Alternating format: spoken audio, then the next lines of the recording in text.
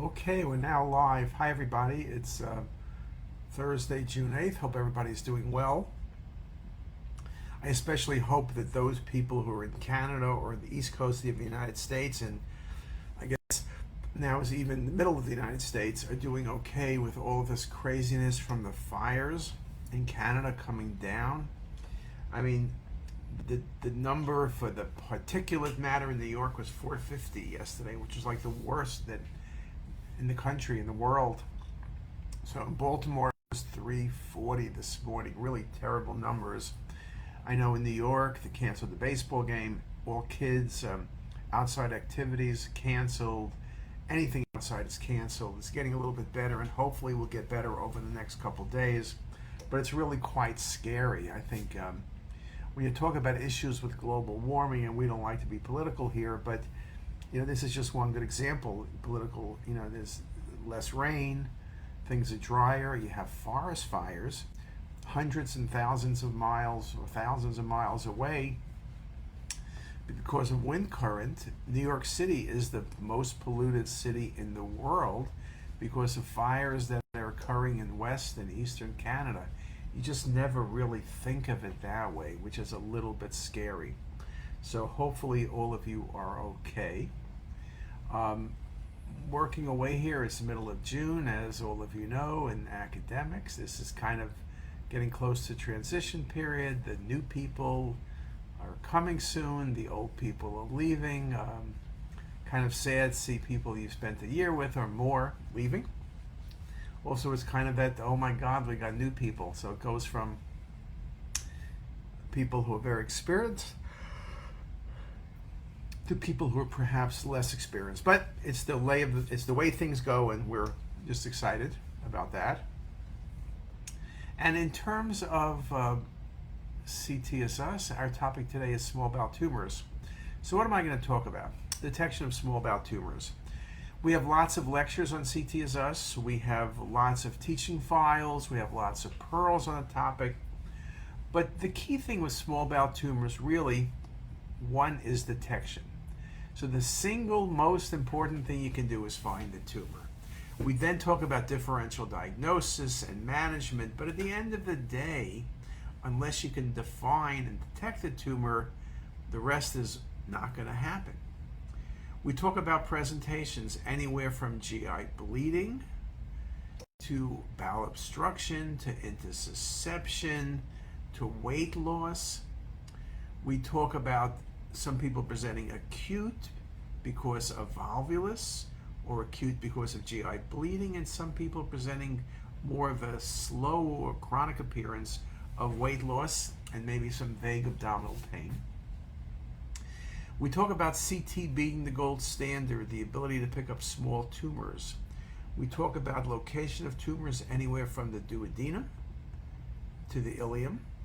We talk about duodenal being more likely a GIST tumor and ileum being more likely a carcinoid tumor.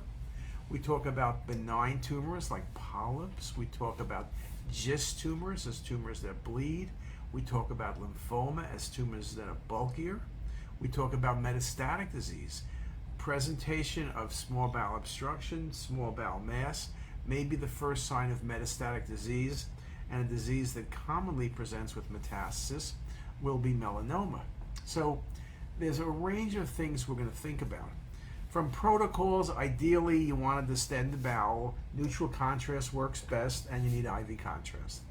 What I'll do is 1,000 cc's of water over 30 to 45 minutes, then inject 100 to 120 cc's of IV contrast, 5 cc's a second.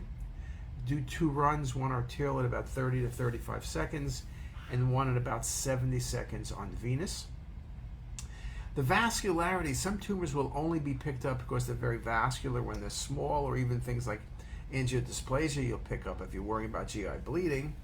But some tumors will be better seen on the venous side of things.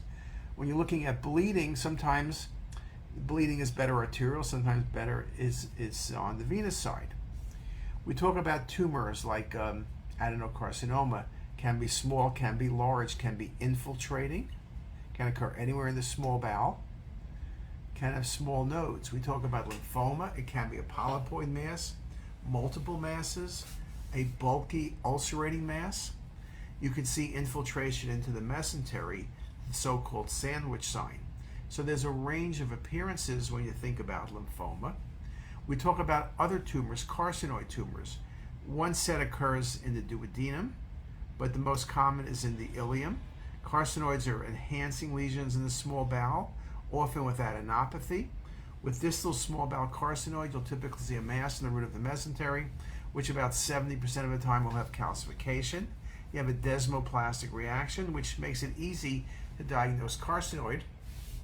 Sometimes finding the primary tumor is more challenging, but I think with the right protocol, you got to be very careful. Again, look at coronals, look at some 3Ds, you're going to do better. So that becomes very, very important. We talk about GIST tumors.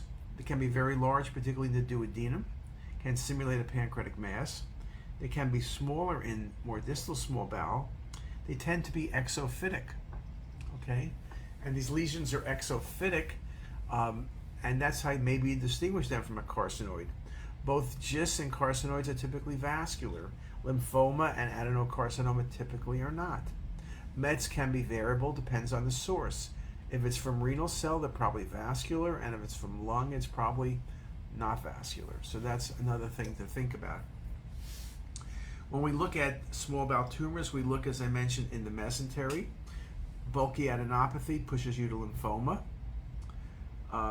A mass in the mesentery with desmoplastic reaction pushes you to carcinoid.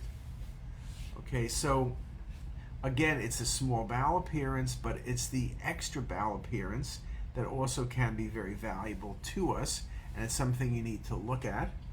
When you look at small bowel tumors, you want to look carefully in the sense of satisfaction of search. You find something, you say, okay, I got an answer, home run, but I'm telling you, sometimes it's two tumors. You want to be careful.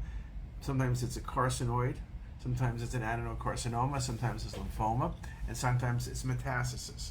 Again, you want to do a good job in being able to define the full extent of disease, whether patients need chemotherapy or just surgery, and whether or not there's extra bowel disease, be it in the liver or the lung or in the mesentery. Those things all become important. In terms of small bowel lesions, sometimes it's hard to distinguish inflammatory or infectious from neoplastic. Neoplastic typically are bulkier, but not always. There's a range of strange inflammatory processes from focal perforation to diverticulitis, like ileal or jejunal diverticulitis. They can be somewhat challenging at times if you don't think about it, but most of the time it's not going to be a great challenge. Again, the key is lesion detection. So remember what I said: water, fast injection, fast scanning, reconstruct coronal sagittal. So you're looking every which way. And you need to be very careful because lesions are very easy to miss. Sometimes lesions are large and then they simulate other things, like big GIST in the duodenum looks just like a pancreatic head tumor, except there's no dilated pancreatic duct or dilated common duct. So there's a range of things to think about. As I mentioned, we have a bunch of lectures that do address this topic, and I recommend you listen to the lecture. I've put together a number of lectures that are new, show lots of great cases. Also, for cases, go to the teaching file, read the pearls, and I think that'll help you pick up small bowel tumors. Again, don't overcall everything, can't rule out tumor. Look really carefully, look for transition points, look for mass effect, look for the mesentery, look at the omentum, look at everything. And with that, I'm going to say, hopefully I looked at everything with you, and I hope you have a great day and a great week. See you later.